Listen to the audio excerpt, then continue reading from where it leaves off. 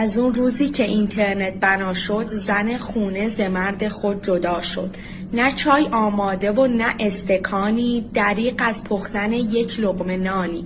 سر صبحی که پیجو تا سحرگاه، موبایلش روشن هرگاه و بیگاه. گهی اینترنت و واتساپ و گه چت، پیامک میزنه این خط به اون خط. سرش توی موبایلش هی میخنده، پیامک میزنه خالی میبنده. به جای همدمی با مرد خونه، موبایلا روز و شب همدمشونه. الهی این موبایلا رو تو بشکن، دل بیچاره مردا رو نشکن. قدیما مرد و زن همراه و همدل، حالا همدم شده خط ایرانسل.